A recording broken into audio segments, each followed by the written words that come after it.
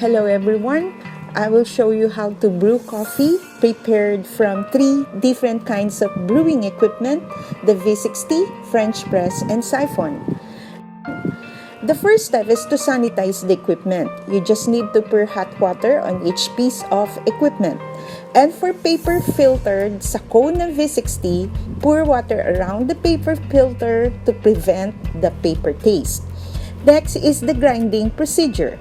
Mas magandang calibrated ang ating grinder na gagamitin. Weigh the beans. Pwede natin pagsabay-sabayin sa weighing scale, 10 grams each. Kahit hindi exact or hindi makuha ng exact ang 10 grams, wag lang sobrang dami. So let's grind the beans into the grinder. The first one I will grind is for the V60. The measurement will be medium fine, set in 7 seconds, 7 from the top. Ito ang magsasabi kung gaano ka-fine ang ipoproduce mo, and this is the micro. And from below is between D and E para maging medium, and that is the macro. When you push the start button, this should be done twice para lumabas lahat ng coffee sa grinder.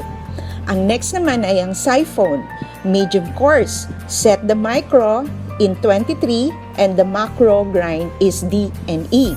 Lagay na ang coffee, grind. Sa French press, the measurement will be coarse. Iset nang sa bandang dulo sa microgrind, pero wag isagad dahil hindi siya makakagrind ng tama. Press the start button twice. At pag natapos, pwede na itapat ang mga nag-grind sa tamang brewing equipment. Next is to brew the coffee.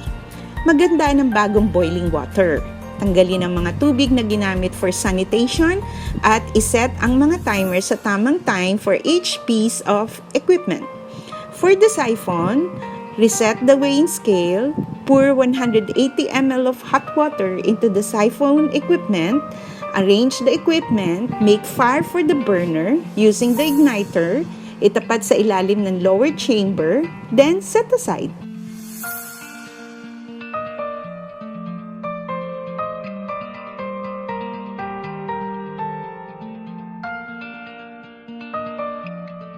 For the French press, reset the weighing scale. Pour the coffee grind.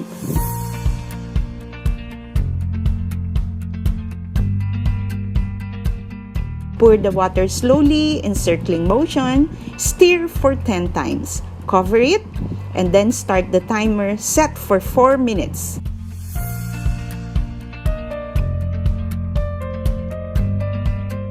Then go to V60.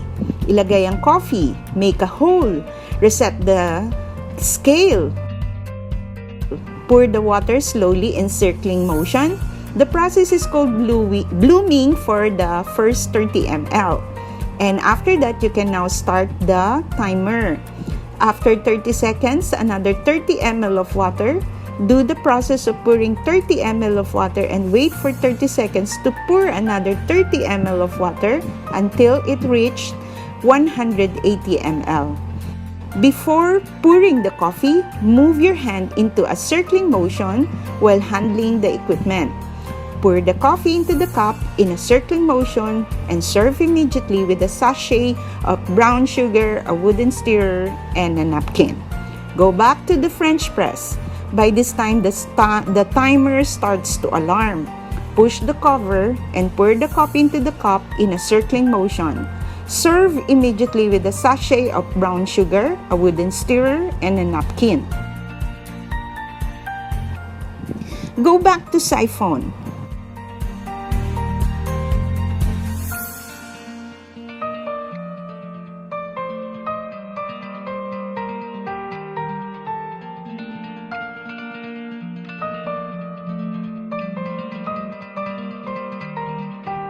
The water is boiling. Put the upper chamber into the lower chamber. Not immediately. Wait to get warm. When the upper chamber is placed, the water evaporates to the upper chamber. Don't wait for the water to become empty on the lower chamber. Pour the coffee, start the timer, and wait for 30 seconds. After 30 seconds, stir the coffee 10 times. Wait for another 30 seconds. Then stir the coffee 10 times and wait for another 30 seconds. Stir again and wait for the timer to finish.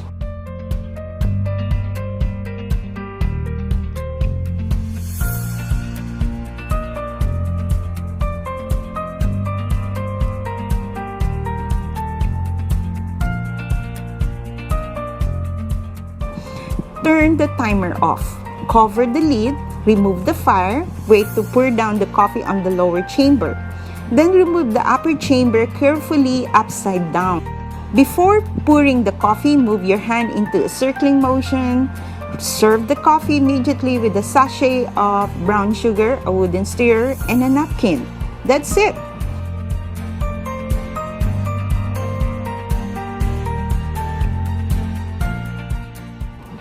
And wait, there's more. For I know the plans I have for you, declares the Lord. Plans to prosper you and not to harm you. Plans to give you hope and a future. Jeremiah 29:11. Thanks for watching.